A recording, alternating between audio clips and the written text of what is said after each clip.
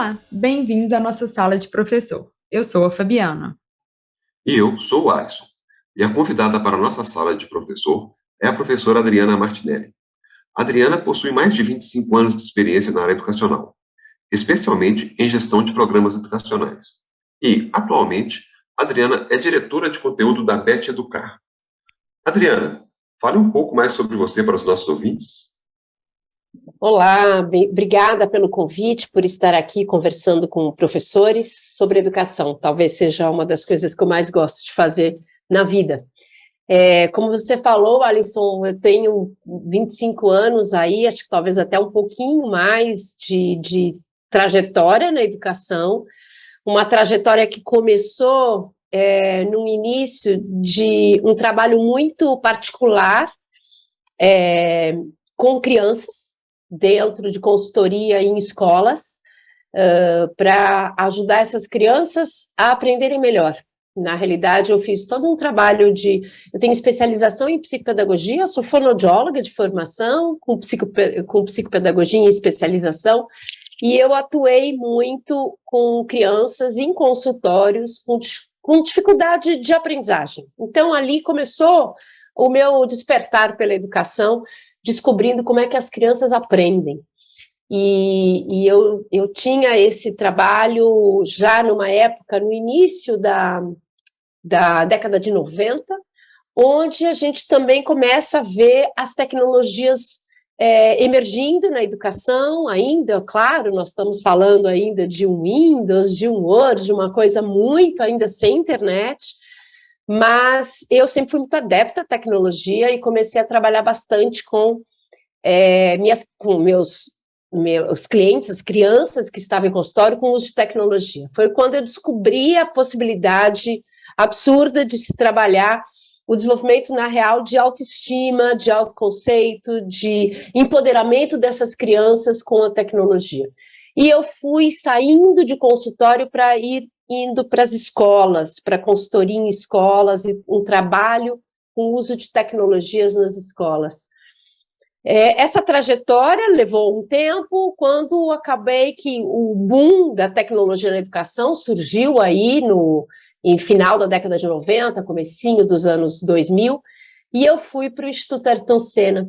No Instituto Ayrton Senna eu fiquei 15 anos, e foi o meu grande MBA na educação pública.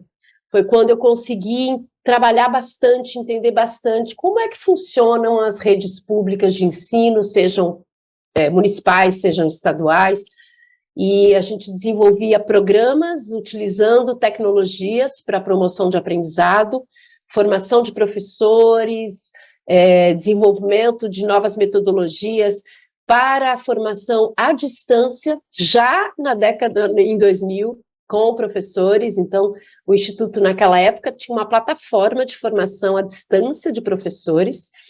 Eu lembro que a gente chegou a formar 15 mil professores à distância. Veja que hoje está fácil falar à distância, mas na época, no início de 2000, 2005, isso era muito à vanguarda. Então, eu fiquei esses 15 anos no Instituto Ayrton Senna desenvolvendo metodologias, tecnologias sociais de como trabalhar e aprimorar o aprendizado por meio da tecnologia.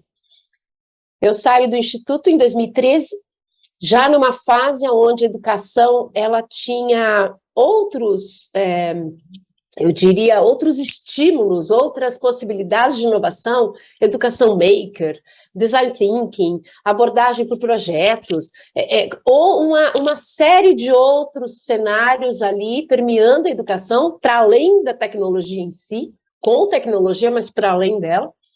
E eu tive a oportunidade de vivenciar projetos, depois da saída do Instituto, com parcerias com Fundação Telefônica, Instituto Natura, desenvolvi alguns cursos de pós-graduação, tanto no Singularidades como na Brás Cubas, comecei a entrar um pouquinho em ensino superior, na formação continuada via pós-graduação com professores, mas sempre na perspectiva de inovação, de promoção de uma educação de qualidade, e mais atualmente agora tive formação em ontologia da linguagem, em coach, comecei a descobrir que a tecnologia tem sua parcela mas mais importante que ela é o próprio ser humano, que tem a sua intencionalidade mais, vamos dizer assim, importantíssima do que a própria tecnologia. Quer dizer, eu digo que inovação são as pessoas. Então, essa é um pouco da minha trajetória profissional, desde onde eu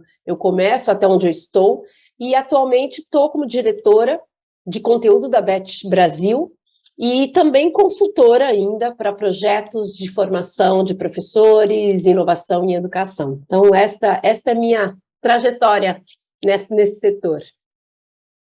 Gostei muito da sua trajetória, Adriana. Obrigada, né, por estar aqui com a gente, por aceitar nosso convite, né? E vamos começar, então, nosso bate-papo falando um pouquinho da Beth. O que que é a Beth, como que ela surgiu, né? Bom, às vezes tem gente aí que não sabe. Tem gente que acha que Beth é uma pessoa, né? Uma mulher. Exatamente. Então, vamos lá. A Beth é um grande evento educacional, do setor educacional. A Beth, ela veio para o Brasil em 2014, quando ela adquire um evento que na época era Educar e Educador. Por isso que muito tempo ficou esse nome Beth Educar. Então, a Beth é de um grupo inglês, chamado Hive. Então, a Beth não é brasileira, ela é pertencente de um grupo de eventos inglês chamado Hive, que tem eventos em todos os setores, e o único evento no setor educacional é a BET. E a sigla BET vem de British Educational Training Technology. Então, é British porque é inglesa, então, na realidade, se fala de educação britânica, tecnologia e treinamento. Mas aqui para o Brasil, a gente pode transformar o British para o Brasil e dá tudo bem. Então, vem daí a sigla, e a Beth está aqui no Brasil desde 2014, atuando todo ano. Ela deixa, vamos dizer, de ser exclusivamente um evento e passa a ser, a gente tem repensado bastante, como todos repensaram na pandemia, pelo processo que a gente viveu de isolamento e de um trabalho totalmente online. O presencial deixou de existir nessa pandemia, e a Beth, quando estava centrada exclusivamente, né, num evento presencial gigante de 4 dias, também teve que se repensar, assim como todas as escolas se repensaram.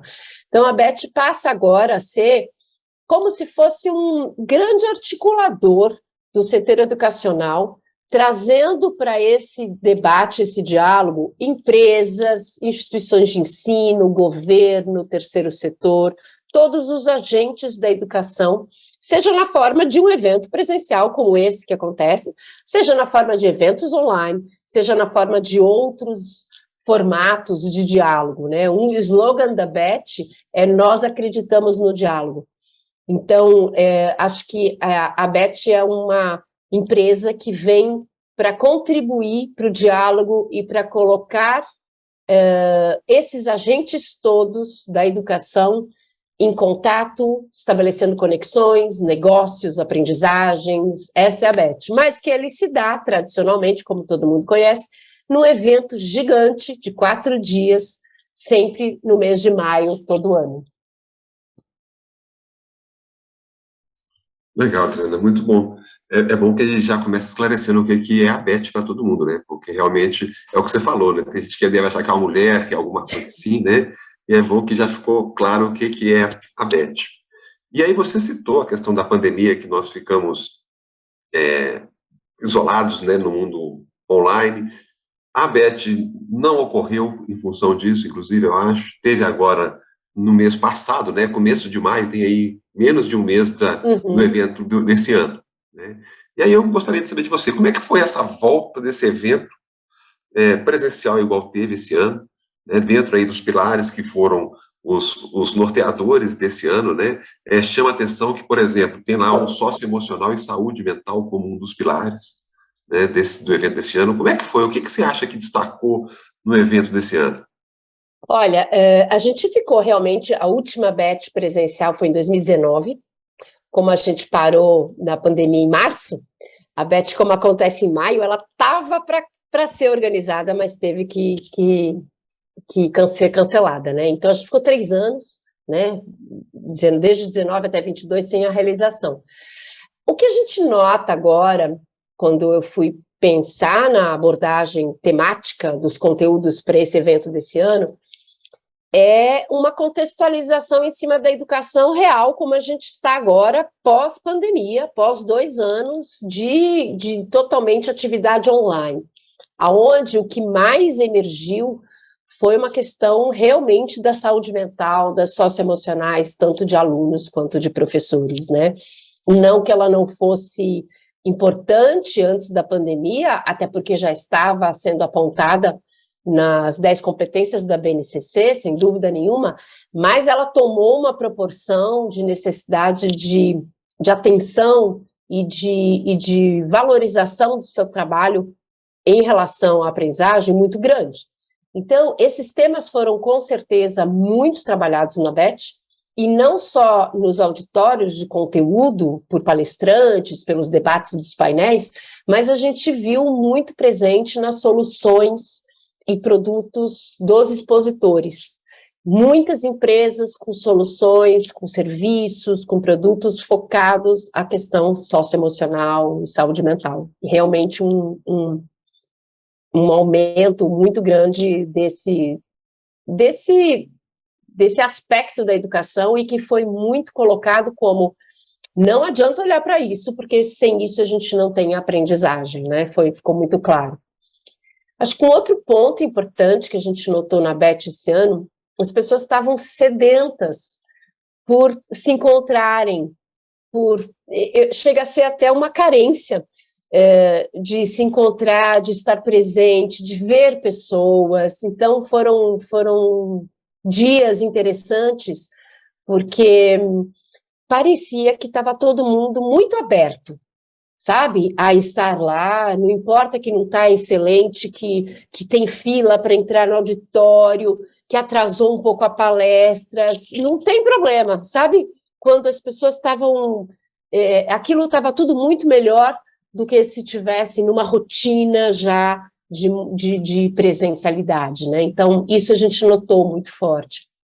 Outra questão, eu acho que importante, que a gente notou nesse evento, é porque as pessoas estavam tão isoladas em casa. Comigo, particularmente, aconteceu isso. Aí você vai para um evento com quase 6, 7 mil pessoas rodando num dia só, num espaço, com muito estímulo, a nossa cabeça começou a ficar assim, sabe quando fica um pouco atordoado, porque a gente estava muito distante disso. Então, é interessante observar como essa migração do online para o presencial tem que ser com muita cautela, com muito cuidado, porque a gente está vendo isso nas escolas hoje em dia, a dificuldade das crianças se socializarem, porque ficaram muito tempo isoladas, né? Então, a gente precisa cuidar disso. A Beth foi um exemplo de a gente ter vivido a volta para o presencial e questões que apareceram em função disso. Então, acho que foi um experimento interessante.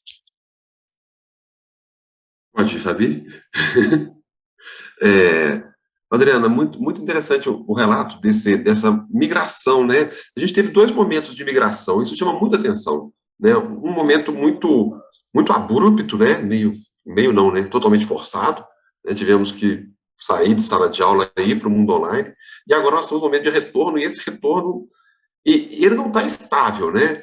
Igual a gente vai com máscara, vai sem máscara, volta a máscara, coloca a máscara, tira a máscara, volta parcialmente, volta totalmente.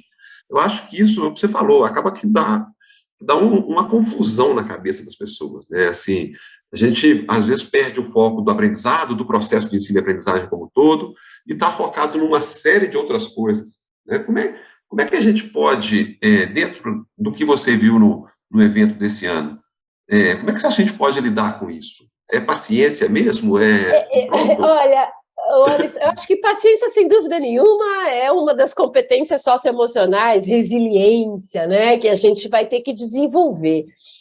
Eu vejo uma coisa muito interessante, que o ser humano, ele tende a querer as coisas estáveis, para que a gente fique tranquilo, né? Então, essa sensação de querer que acabe a pandemia para a gente abortar as máscaras e viver né, normalmente como era antes. Eu não sei se a gente vai ter exatamente isso ainda.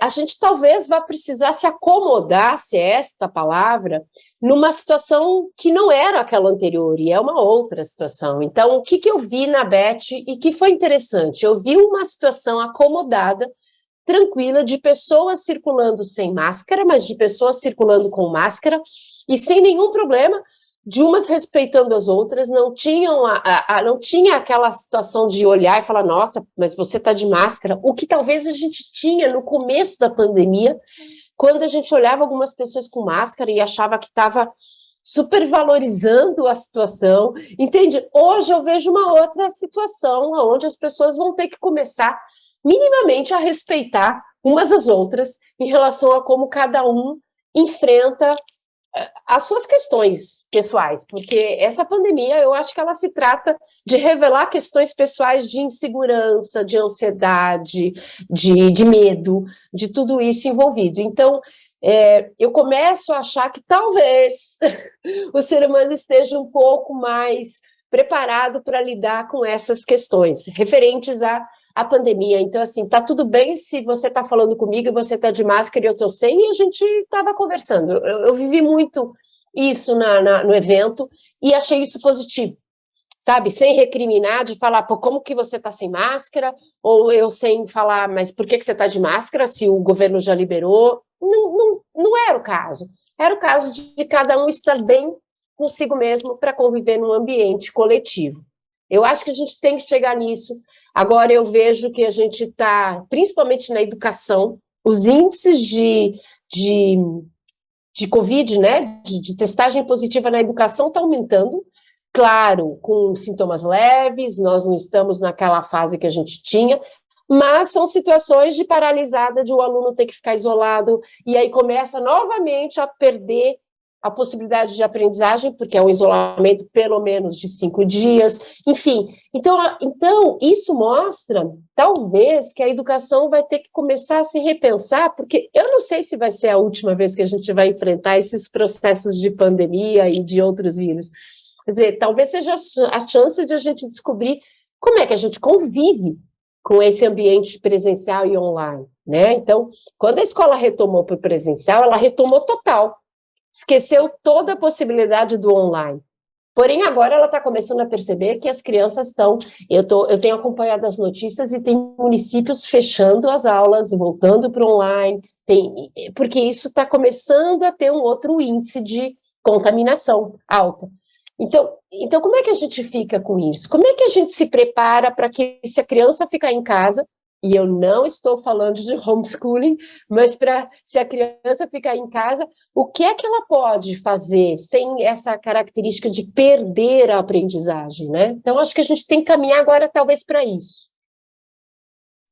É interessante essa fala sua, né, de um aluno que testou positivo e fica ali em isolamento 5, 6 dias, dependendo dos protocolos de cada escola, né, isso me remete, e fala assim, como é que essa pessoa, como é que esse aluno não vai perder conteúdo? Isso me remete para quando surgiu, né, a sala de aula invertida, né, a gravação dos vídeos iniciais, né, não lembro da história exatamente, do local, mas ela surge com 2 professores que começam a gravar o vídeo para alunos que não poderiam ir na escola no contraturno.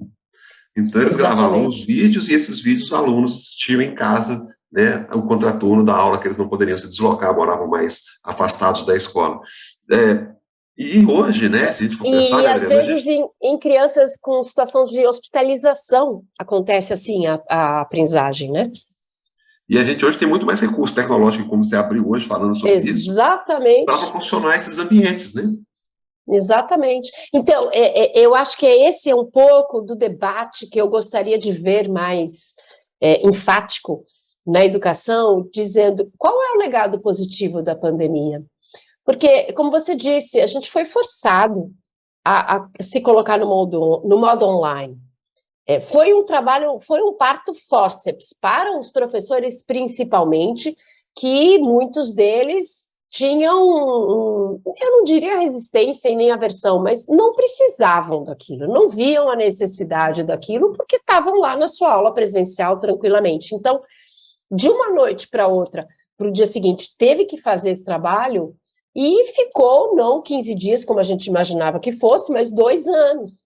Então, o quanto que isso aqui deve ser levado em consideração agora? Porque se a gente pensa que, assim, passa esses 2 anos e voltamos ao que era 2019, é um prejuízo enorme para a própria educação a gente desperdiçar essa vivência e esse experimento que a gente teve nesses 2 anos, justamente para favorecer esses processos de não presencialidade, por motivos quaisquer que sejam, às vezes por conta de pandemia, às vezes porque a criança precisa fazer uma viagem e vai faltar, não, quem sabe ela consegue dar conta do processo à distância. Então, essas coisas ainda não estão sendo organizadas na escola, e não teve tempo suficiente para esse debate todo e para essa organização toda, né?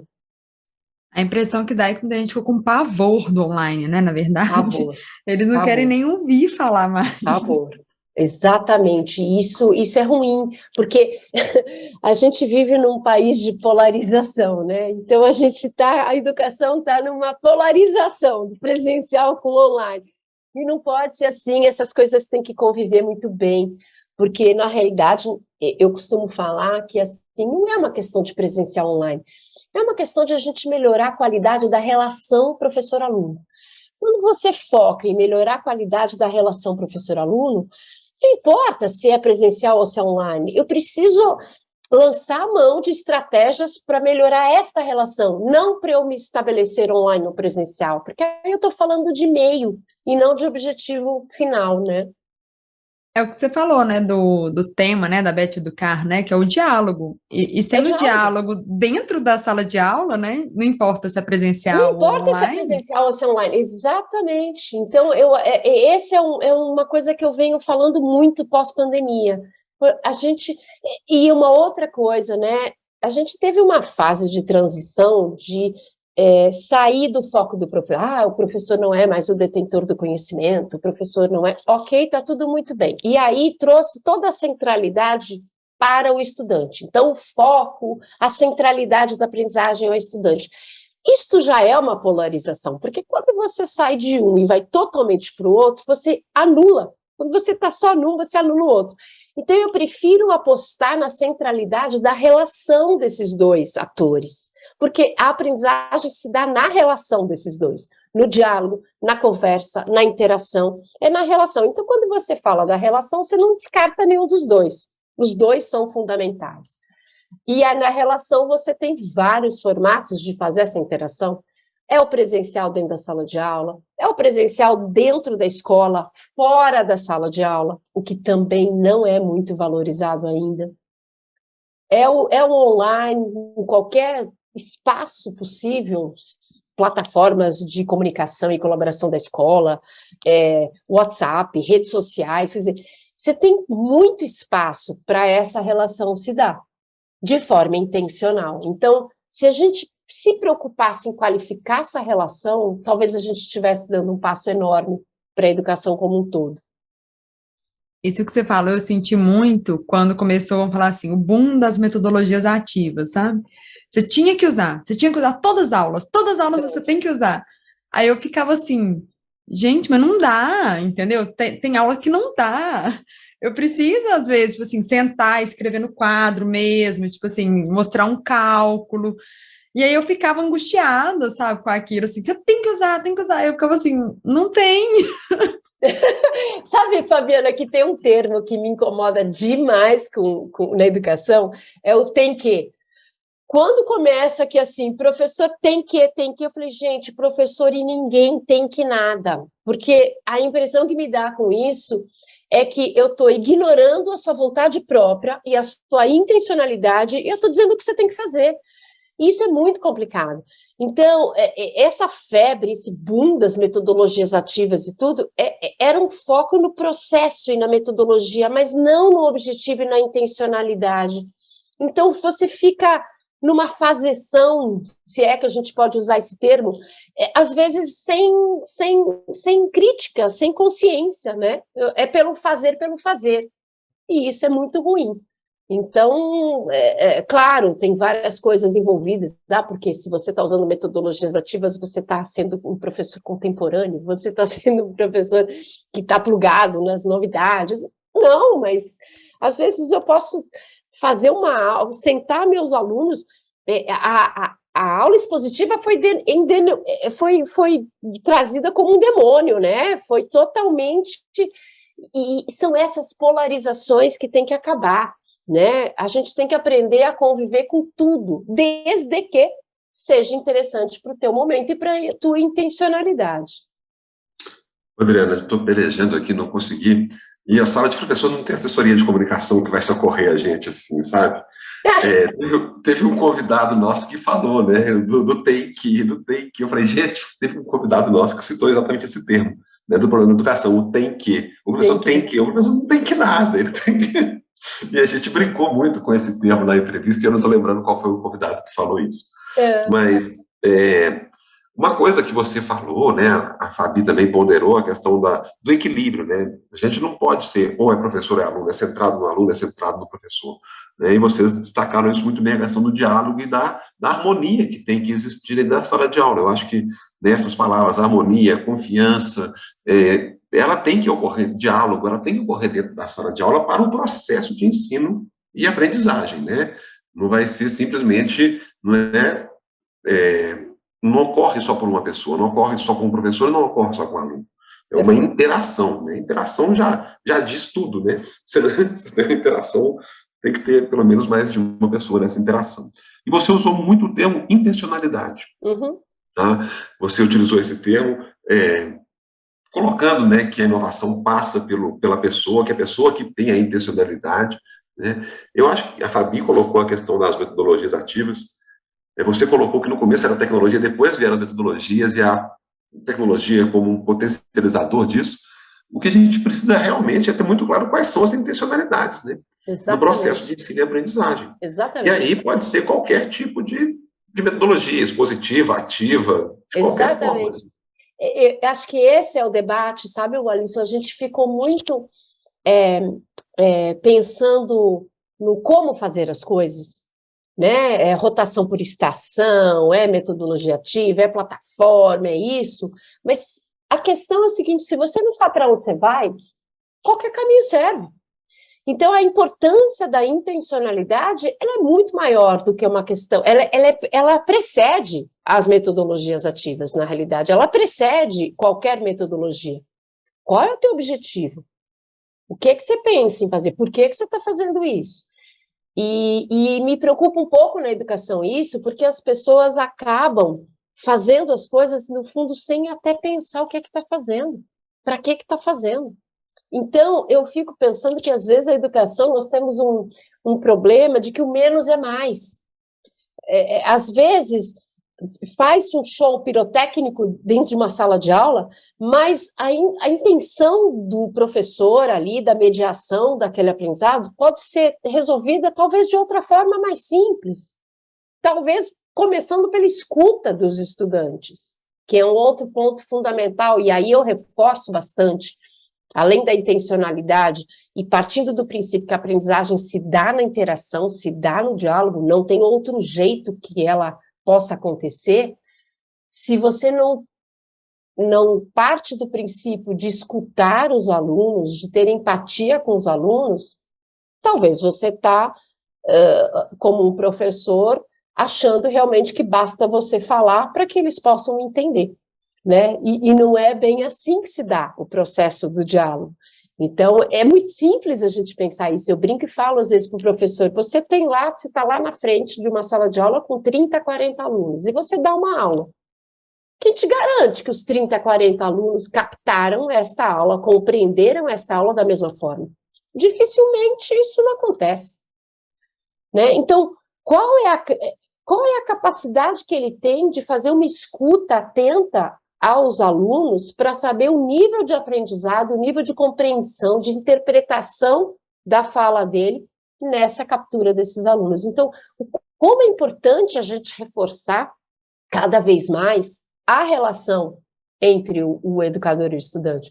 Pode se dar numa metodologia ativa, sem dúvida nenhuma, mas mais importante que a própria metodologia ativa é a relação dessas pessoas. Por isso que eu costumo falar, inovação não é tecnologia.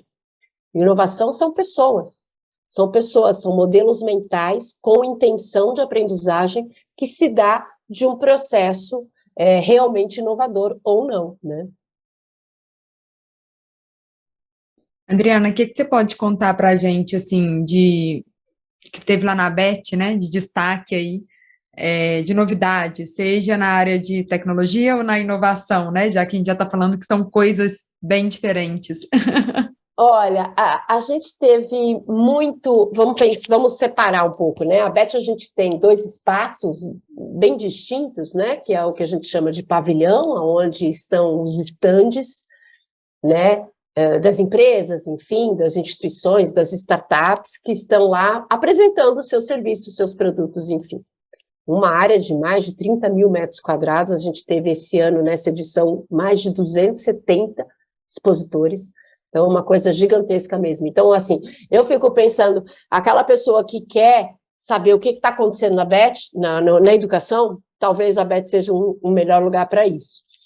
Uma das novidades desta área é que a gente teve pela primeira vez, e olha que eu disse que a ABET está presente no Brasil desde 2014, pela primeira vez um stand do MEC, Ministério da Educação, expondo na ABET. Por que eu vejo isso como novidade?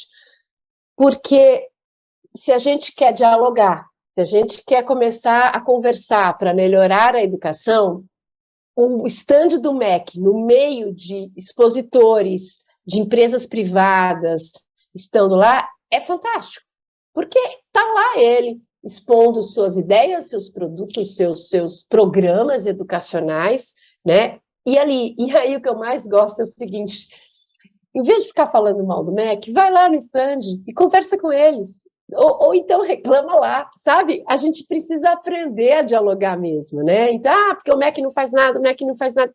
Eu não sei, mas eles se aproximaram do ecossistema educacional, resolvendo expor na ABET. Então, essa eu diria que foi uma super novidade para este ano. Uma das outras coisas interessantes que aconteceram esse ano, a gente teve a presença da Undime e do Concede, eu não sei se vocês, e quem está ouvindo está habituado com esses temas. Undime é a União dos Dirigentes Municipais da Educação, que são todos os secretários municipais de educação, seja de todos os municípios. A Undime esteve lá presente com regionais, representantes regionais, forte. E a Concede é o comitê dos secretários e dirigentes estaduais, dos secretários estaduais. Então, veja, a gente tinha a educação pública em peso na ABET, representada, seja pelo MEC, pela Undime e pelo Concede. Isso é uma novidade. Isto a ABET é uma empresa conseguindo trazer a educação pública para o diálogo e o debate. Uma outra novidade que eu vejo interessante é, assim, como soluções, como produtos, muitas coisas interessantes, né? Realidade aumentada, presente, com possibilidades de fazer simulações, como produtos, muita coisa para o ensino bilíngue, para o sujeito multilingual, que chamam agora, nós não estamos falando mais do bilinguismo, de você ter a tua língua nata e mais uma língua, que no caso inglês nós estamos falando de um sujeito multilingual que consegue se situar em qualquer que seja a língua. Não que ele fale várias línguas, mas é um sujeito que consegue entender esse processo de globalização e de estar em outros contextos, culturalmente falando. É interessante o conceito, e isso tinha bastante presente lá. Aliás, uma coisa que eu começo a enxergar do porquê está começando a aumentar muito isso, o PISA, o teste, né, a prova PISA, que é a prova mundial, para trabalhar com adolescentes de 15 a 17 anos, o PISA de 2025 vai entrar com a análise da língua estrangeira. nesse aspecto do sujeito multilingual. Então, a gente começa a ver as tendências e as inovações aparecendo, tanto da forma de um olhar de organizações, como, por exemplo, o OCDE, que é quem desenvolve o PISA, com essas organizações, e aí a gente começa a ver a demanda do mercado educacional atendendo a isso. Então, isso tinha muito. Educação maker, robótica, isso tinha bastante coisa, que é uma questão mais prática, mais maker, e que está muito presente agora com a entrada do novo ensino médio, das eletivas, de opções mais práticas de ensino, né, ligadas ao mundo do trabalho. Então, assim, de um modo geral, eu começo a ver uma análise que eu fiz, né, antes da pandemia, a gente estava muito ligado, assim, quais são as novidades do que a tecnologia pode favorecer na educação? Mas a gente viveu uma imersão tão grande de tecnologia na pandemia, que agora, nessa Beth, eu comecei a ver que, assim, bom, a tecnologia está na nossa vida, então, como a gente melhora a educação? Entendem? É uma coisa que ela não virou, ela não é mais destaque. Agora ela já está dentro da vida e a gente precisa começar para questões mais importantes e estratégicas da educação. Então, assim, eu fiz uma análise um pouco da Beth 22. Gostei da Beth, gostei desse finalzinho, né? Eu ia até falar assim, agora a tecnologia voltou para o lugar dela, né? Deixou de ser o centro das atenções e já voltou pro cantinho entrou dela na e... espontaneidade, no dia a dia, né? Acho que estava precisando disso demais. Adriana, a gente vai conversando e eu fico aqui, né, me cutucando aqui nas minhas reflexões, né? Você puxou a questão do diálogo mais cedo, da importância do diálogo. A gente trouxe as questões que a OCDE vai direcionando, né, para o PISA, a questão do agente multilingual. Eu fico pensando no professor, sabe? Eu fico pensando no professor, pensando, olha, legal, né? A gente vai mudando, a gente vai adaptando, a gente quer que tenha diálogo. Você tem a sua ação, né, como mentora e coach para a formação de professor, né? A gente está falando que a tecnologia já está quase que natural. E o que a gente desenvolve no professor, então? A gente desenvolve o diálogo no professor? Olha, Alisson, essa é a pergunta do milhão.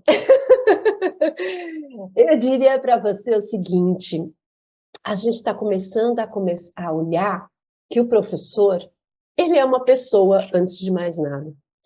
Eu tenho umas coisas que eu venho cunhando e sendo enfática de que eu não gosto muito de falar de formação de professores, porque o termo formação, por si só, ele traz consigo um conceito de colocar na forma. Quem forma é porque põe numa forma, uma forma pré-estabelecida, já fechada, hermética. Pouco a gente fala de desenvolvimento do profissional da educação. Então, assim, de formação de professores para desenvolvimento do profissional da educação, tem muita gente que fala, não, mas é a mesma coisa. Mas não é a mesma coisa, dependendo de como é que a gente consegue entender o que é desenvolvimento de um profissional. Porque desenvolvimento de um profissional está incluso aí a pessoa que ele é, sem dúvida nenhuma. E isso pouco foi refletido nos últimos anos em relação ao professor. Exemplo claro, as socioemocionais viraram a bola da vez. Seja porque estão listadas na BNCC, seja porque já se falava um pouco antes disso. O próprio Instituto Ayrton Senna foi um pioneiro nesse conceito, falando das competências não cognitivas, soft skills, enfim, depois elas viraram competências gerais da BNCC. Então, veja, o professor ele nunca olhou para esse desenvolvimento das suas próprias competências socioemocionais. Como é que ele vai fazer qualquer tipo de desenvolvimento nos estudantes? Então, eu acho que um pouco que a gente precisa trabalhar com o profissional da educação, que é o professor, que é o coordenador, que é o gestor da escola, basicamente, eu gosto de resumir isso tudo numa palavra, que é o autoconhecimento. É trabalhar essas pessoas para que elas se conheçam seus limites, suas capacidades, suas emoções, suas posturas corporais, para que eles possam minimamente ter controle e gerência de todo esse apanhado que eles têm como competências socioemocionais, para daí conseguir desenvolver no outro. Você conhece melhor o outro quando você conhece a si mesmo, isso é fato. Mas a gente sempre está colocando o professor, e eu reforço esse conceito, numa posição utilitária, para que ele faça todo tipo de prática pedagógica para o aluno, para o aluno. Dificilmente você tem possibilidades de desenvolvimento pessoal e profissional do docente.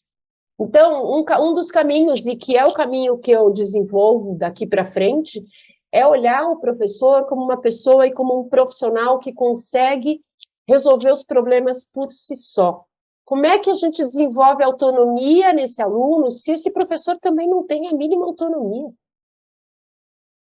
Né? E uma outra coisa que acontece com todo esse arsenal de serviços e produtos na educação é colocar o professor sem nenhum critério de que ele possa ter condições de escolha dos problemas que ele tem na escola, dentro da sala de aula. Ou seja, todo mundo diz as soluções para ele, mas ele não sabe nem se ele tem esses problemas. Entende? Então, na realidade, eu brinco e falo às vezes com startup que vem vender coisas, eu falo assim, nossa, vocês estão criando tanta solução que daqui a pouco vocês vão ter que criar problemas para as soluções de vocês. Porque vocês não sabem se isso existe. Um pouco do mundo, por isso o diálogo na BET, preciso que essas empresas se aproximem dos educadores, para eles realmente entenderem as dores dos educadores, para eles realmente entenderem como é que eles vivem isso, empatia um pouco, porque de fora é tudo muito fácil você ter soluções maravilhosas e milagrosas para a educação. Aí você cria a solução e aí você fala, professor, você tem que usar isso. E essa equação não funciona mais. O professor tem quase que ficar ligando, né, a solução ao problema. Ele tem que inventar o problema para ligar a solução naquele Exatamente. problema. E aí, Colunas. Por isso o que eu chamo de utilitário, a impressão que dá é que não passa por ele, sabe? Ele está fazendo uma coisa para um outro e é como se anulasse a opinião dele, a vontade dele, o desejo dele. Isso é muito complicado. E você colocou um ponto, Adriana, vou me usar como exemplo, que sempre é mais fácil, né? Estou na educação em sala de aula tem desde 2000, quer dizer, já vão para 22 anos de sala de aula. Eu, todas as formações, e foram formações mesmo, tá? Eu só tive uma, né, que eu tive que fazer um plano de desenvolvimento profissional. Olha só, uma. Que foi o mais recente, foi de 2018. Entre quantas? Pois é, né? Então essa foi uma pós-graduação que eu fiz e realmente o projeto final da pós-graduação era fazer o meu plano de desenvolvimento profissional, docente. Né? E isso mexeu muito comigo, porque eu falei, na educação superior, a Fabi também, a minha formação não é licenciatura, né? Eu sou bacharel. Então isso foi uma coisa que mexeu muito comigo, eu falei, poxa, né? O professor, ele é profissional, né? Não é o analista de sistemas que é profissional, o professor também é profissional. Então, isso aí foi realmente uma chamada muito, muito forte. E eu acho que liga um monte de outros assuntos que a gente não fica falando, é importante a valorização do professor, mas ele precisa se valorizar como um profissional da educação também e começar a exigir melhores cursos, melhores formações, melhores processos, porque ele se coloca de forma passiva também, da mesma forma como os estudantes, né? Então, veja como a gente reforça o sistema, né? A gente não quer que o professor coloque os alunos numa forma passiva, a gente quer a educação, vamos dizer assim, contemporânea, aquela educação que vê os estudantes ativos, participantes, protagonistas. Mas, por outro lado, dentro do processo formativo, seja inicial ou seja continuado, esse professor também não pode se colocar nessa posição passiva, a gente também quer ele proativo. Então, o sistema se reproduz às vezes, fica um ciclo vicioso que tem que ser quebrado. Fiquei muito reflexiva com a sua fala aqui, Adriana. Eu fiquei até 10 horas assim, gente, isso é muito importante. Tipo assim, eu vou ter que ouvir de novo essa fala, vou ter que ouvir e ouvir novamente. Olha, Fabi, eu estava num evento agora sobre educação empreendedora e foi feita uma pesquisa com professores sobre esse assunto.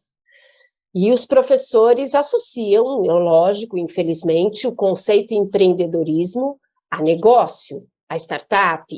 Agora, se você vai num dicionário e veja a palavra empreender, não tem nada a ver com negócio, com startup. Empreender é você fazer acontecer alguma coisa, você realizar alguma coisa. Então, você pode empreender a sua sala de aula, você pode empreender a sua escola, sem nada a ver com o negócio. Mas esse termo foi muito cunhado relacionado a negócio. E aí, quando fez essa pesquisa, vem muito nessa questão de que o professor não vai criar um negócio, enfim, tem esse viés. Mas quando você vai para o debate com as atitudes de um empreendedor, que é uma atitude com iniciativa, que é uma atitude de busca, que é uma atitude que é a atitude que a gente quer do estudante, do professor, de todo mundo que se autorresponsabiliza pela sua aprendizagem. No fundo, é isso. No fundo, um profissional da educação ou de qualquer setor deveria se autorresponsabilizar pela sua própria aprendizagem. E aí, quando você pega esse contexto, a gente fala, nossa, mas a gente sempre fica dizendo que o professor tem que fazer. Qual é o curso? Então, percebe como é contraditório? Eu quero que ele faça isso, mas eu não faço isso com ele. E aí a história da homologia de processo, de como a gente precisa ter iniciativas para educadores de acordo com a nossa prática que a gente gostaria que eles tivessem com os estudantes. Para que a coisa, né? Não adianta fazer o que eu falo, eu tenho que fazer o que eu realmente, eu tenho que fazer, né? A minha fala tem que estar refletida na minha atitude. Então, eu acho que isso é uma coisa muito importante, porque não dá para eu ter uma expectativa de um professor protagonista, se na realidade eu estou formando esse professor para ele receber coisas prontas, para ele não correr atrás do seu processo, né? Adriano, realmente, se deixar, a gente fica aqui para sempre batendo papo, tá vendo? A gente perde a noção do tempo. É uma delícia. Vamos lá, mas para finalizar, nossa convidada sempre deixa uma dica para os nossos ouvintes. Aí a dica, ela é livre, pode ser um livro, um filme, um evento, ou, como eu gosto de dizer, uma dica para a vida. Ai, que difícil isso. Olha, eu daria a seguinte dica. Eu acho que assim, livro, evento, tem várias. A Beth, vá para a Beth o ano que vem, sem dúvida nenhuma. Mas eu acho que não. Eu acho que uma dica que eu daria é o que você pode. A dica seria: comece a ganhar a sua confiança criativa. Para qualquer professor. Como é que eu consigo isso? Comece a experimentar fazer coisas novas. Porque a gente achar que a gente vai ter resultado diferente fazendo sempre as mesmas coisas, isso precisamos trazer a consciência de que não vai acontecer nunca. Sabe? Eu quero que aconteça uma coisa diferente, mas o que você está fazendo para isso? As mesmas coisas que você sempre fez? Então, você já sabe qual resultado você vai ter. Então, se a ideia, nós estamos falando de modelos de inovação, se a gente está falando de relações diferentes, se a gente está falando de que a inovação está nas pessoas, comece a ter atitudes de experimento diferentes, e que pode ser a mínima possível. Professor, entre na sua sala de aula de um jeito diferente. Porque geralmente é a mesma coisa. O professor entra, o professor tem um hábito, coloca as coisas na mesa, dá um bom dia, ou dá uma boa tarde, ou faz alguma coisa. Isso se repete dia a dia. Intencionalmente, fale, eu vou fazer diferente hoje. Eu dei essa dica para uma professora, e ela entrou, sentou e ficou quieta na sala. Não falou bom dia, não falou nada, ficou quieta. Os alunos começaram a olhar para ela e falaram: o que aconteceu, professora? O que acontece? Quando você muda a sua atitude, o outro tem a chance de mudar. Então, se você quer mudar o outro, mude a si mesmo. E comece com mudanças pequenas. Comece com umas mudanças básicas de fazer alguma coisa, talvez, mínima. O menos é mais, que você, às vezes, nunca fez. E, mais do que isso, curta essa experiência. A confiança criativa é exatamente isso. É você fazer alguma coisa nova, inovadora, perceber o que aconteceu e ter confiança em si mesmo de que você pode fazer mais. E vai adquirindo. E já que a dica também é um livro, tem um livrinho fininho, pequenininho, que chama Confiança Criativa. Vá atrás disso. Porque eu acho que o caminho é a gente mudar a si mesmo. Conhecer a si mesmo, mudar a si mesmo, para querer que o outro tenha algum tipo de mudança. Senão, a gente não vai conseguir chegar a lugar nenhum. Muito bom mesmo.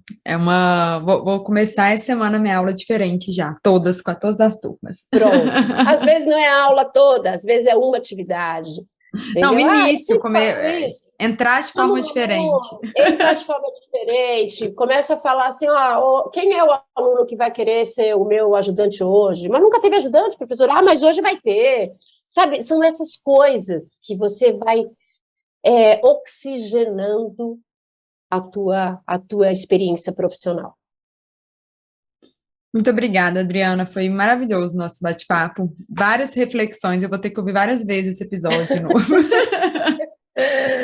Obrigada a vocês, Fabi. Obrigada a você, Alisson, pelo convite. Estou sempre à disposição no que eu puder ajudar e contribuir aí para que a gente possa ter mais diálogos na educação. Nós que agradecemos muito, foi um excelente bate-papo, e como disse a Fabi, eu e a Fabi somos privilegiados, sabe, Adriana, que a gente sempre tem os entrevistados conosco, né? No Best Educar, por exemplo, várias pessoas que estavam lá palestrando já passaram por aqui. Que legal. Então a gente tem esse privilégio de ter esse bate-papo com vocês, que o nosso aprendizado ele segue contínuo e vai contribuindo com o nosso plano de desenvolvimento profissional. Né? Que bom, muito bom. Muito obrigado pela disponibilidade. Obrigada a vocês, obrigada a todos que assistiram.